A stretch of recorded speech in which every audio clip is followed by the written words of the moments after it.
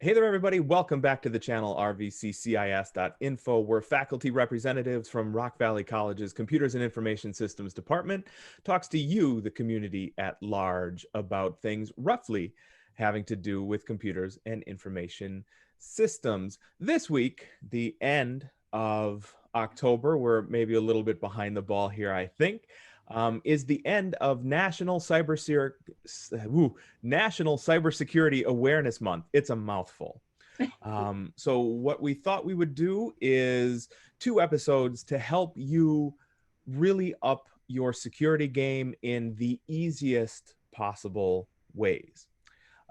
So welcome back, everybody. We're your hosts for today, Stephanie Washer and Eric Wolf. Not with us here today are Jim and Chuck. They will come back someday, we are sure.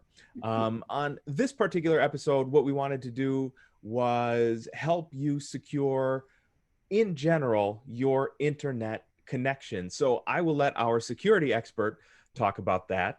Go for it, Steph. Yeah, we're just going to talk about VPNs today. The other thing sorry, I giggle because most people I know, they're not really using it for security. They're using it to get Netflix out of the UK. There you go. So we're going to go over the top VPN. So you can install and have a VPN on your phone, on your computer, on your tablet, whatever. And what you can do is you run it, and then you choose a server location that you're coming out of, and it will use that location instead of your own information. So if you want to get onto some sensitive, like say, for example, you're at Panera and you want to look at your banking information, which you still shouldn't, Right. you can use the VPN to help kind of cover your tracks. So, and keep you secure. And we're going to go over the best VPNs of 2020 Mhm. by security.org. So we're going to go through those. And I personally use one of them. I use NordVPN. It was a deal last February, I think I bought it. And I Mhm. use it when I'm on Belvedere North's network. So when I'm on District 100's network and I have the VPN on, I cannot get on. So I can't use the VPN while I'm there. They have it blocked. Right. So, which they should. All those high school students using Yeah, VPNs. that would just be terrible because it's like anarchy entirely then. Everybody just yeah, we're completely and totally bypassing all the filters. So that would be horrible. Yeah. Yeah, and then I can just it's just the decision would be, okay, nope, you're not going to hide all of your information from me. Right.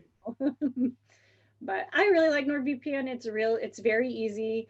It does, by security.org, they said it has the best encryption Yep. and overall had a 9.4 out of 10 rating. And we will put the link to the link below to the security.org rating, and it'll show you all of their rating and what the 9.4 actually means.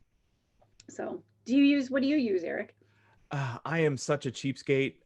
For the most part, I had been using, actually not listed here in the security.org article we are referring to. I used to use the Mozilla VPN. It came out earlier this year. I remember talking about it in a classroom and going, "Yeah, it's fine. I'll sign up for that." It was, you got a limited time for free. The rest of everything else, like, because of the pandemic, I'm not going to a Panera to do random and ill-advised checks on my bank account. So everything is through my home. So I already use a different DNS. I already have pretty good security on my the router system I have in here. I use a Velop router to pump semi shitty internet all the way down to my dungeon office down here, where it is currently. It is telling me 51 degrees and it is cold as hell. So the most immediately previous one I used was Mozilla, which was a trusted name and all those things, but it was $5 a month, and I just kind of said, yeah, I'm stuck at home, so nah. Well, that was one of the reasons why I used Nord. I think they had a breach. I always just laugh about this stuff. I think they had a breach last year, And then, of course, then they had this great deal. They secured everything and then had this great deal. So Hmm. that probably is why they have the best encryption right now. Yeah, because get bit once and you really got to up your game for that. So yeah, it's not just here at the security.org site, but we have seen numerous top tens or top fives or whatever for VPN software, and Nord doesn't always come up as number one, but it's almost always in the top three. So that's really as good an endorsement as you can expect for any particular software. Um, Full stop. Yeah, and so we're not like just saying buy Nord, buy Nord. We're not saying that. Yeah. So Although, Nord, if you'd like to sponsor the faculty and faculty representatives of Rock Valley College's Computers and Information Systems, we would love to have you. yeah, just a free VPN would be great. Yeah, we'll talk Uh, about it all the time. right, and then so also among the top are Express VPN, which is best overall VPN. If you like to torrent, Surfshark. Yeah, Surfshark for sure for that one. And then they're saying, which Eric and I haven't tested this, but the best VPN for Mac is CyberGhost, which oh, I once upon a time, in one of the shops I worked with for web dev, they did use CyberGhost. And it's they're all really nice pieces of software for the most part. If you pick any of the ones, not just necessarily from our list, but any of the lists you'll see out there, make sure that you find the most user friendly, not necessarily the most feature rich. The difference between all the features here for, pick the worst of them. So, uh, Hotspot Shield is evidently the least well reviewed of all of right. those, and then ExpressVPN, the best reviewed of all of them. The features are almost all exactly the same. They just give you one or two things, a little bit of difference, a little bit less cost, things of that nature.